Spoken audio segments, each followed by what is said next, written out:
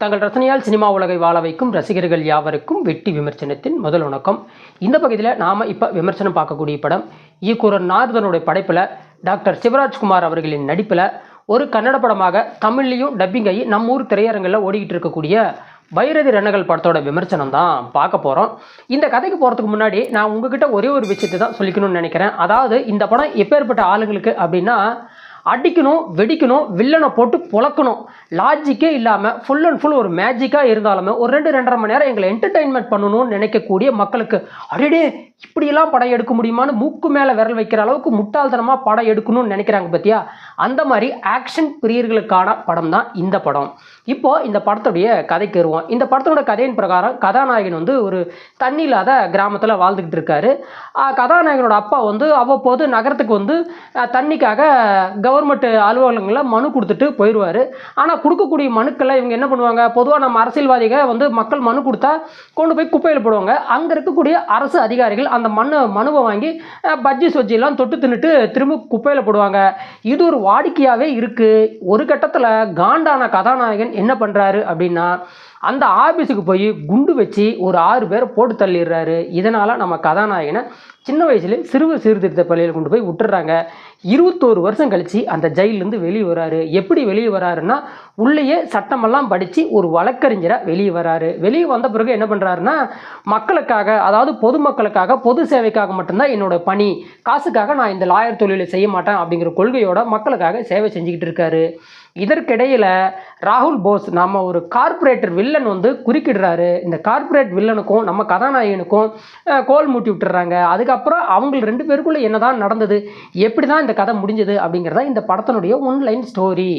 அதுக்கப்புறம் என்னதான் நடந்தது, இந்த கார்பரேட் வில்லனை நம்ம கதாநாயகன் எப்படி தான் கதற அடிக்கிறாரு, அவர் அனுப்புகிற ஆளுங்களால் எப்படி சிதறடிக்கிறாரு அப்படிங்கிறதா இந்த படத்தினுடைய அடுத்த கதை. இந்த படத்தை பொறுத்த மட்டும் என்னை பொறுத்தவரை ஒரே ஒரு விஷயந்தான். அதாவது கன்னட சினிமாவை காப்பாற்றக்கூடிய ஒரே ஒரு நபர் இருக்காருன்னா கண்டிப்பாக அது நம்ம சிவராஜன்னா தான். ஆனால் அவருக்கே இப்படி ஒரு படமா அப்படின்னு நினைக்கும் போது நமக்கு கொஞ்சம் சங்கடமாக தான் இருந்தது. அது மட்டும் இல்லாமல் இது அவரோட சொந்த தயாரிப்பும் கூட. ஏதோ அரசல் புரசலாக கதையை கேட்டுட்டு சரி படத்துக்குள்ளே வந்திருப்பார் போல இருக்கு. படத்துக்குள்ளே வந்த பிறகு தான் நம்ம கதாநாயகனுக்கே தெரியும் போல இருக்கு, அடடா நம்ம ஒரு டுபாகூர் டைரக்டர்கிட்ட மாட்டிக்கிட்டோம், நம்ம சொந்த பணத்தையும் நாம் போட்டுட்டோம், எது எப்படியோ நம்மளால் முடிஞ்ச வரைக்கும் இந்த படத்தை எந்த அளவுக்கு நல்லா வரணுமோ அந்த அளவுக்கு நடிச்சு கொடுப்போம்னு சொல்லி மனுஷன் உசுறு கொடுத்து நடிச்சிருக்காரு. அவருடைய ஸ்க்ரீன் ப்ரெசன்ஸ் எல்லாம் ரொம்ப பட்டாசாக இருந்தது. ஆனால் அது நீங்களா இந்த படத்தில் லாஜிக் அப்படிங்கிற ஒரு விஷயத்தை நீங்கள் 1% கூட எதிர்பார்த்துறாதீங்க. பொதுவாக கன்னட படம் தெலுங்கு படங்கள்லாம் ஒரு 10% லாஜிக் எதிர்பார்க்கலாம், மிஞ்சி போல ஒரு 20% எதிர்பார்க்கலாம், அவ்வளோதான்.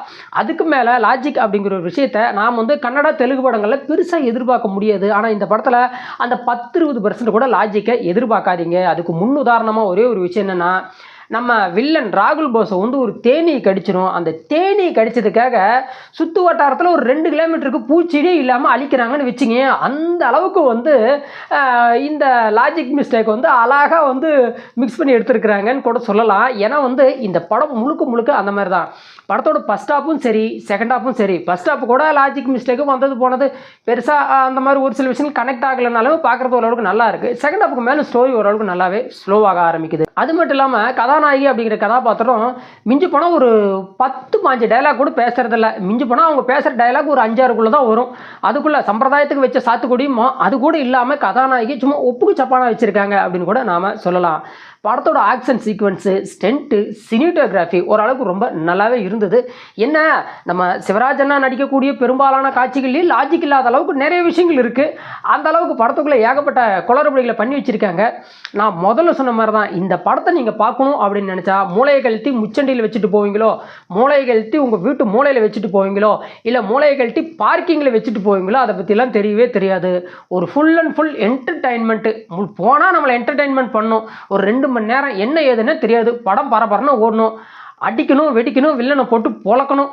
அந்த மாதிரியான படத்தை விரும்பக்கூடிய ஒன் அண்ட் ஒன்லி நான் ஸ்டாப் நான்சென்ஸ் ஆக்ஷனை விரும்பக்கூடிய ரசிகர்களுக்காக எடுக்கப்பட்ட படம் தான் இந்த பைரதி ரணகள்.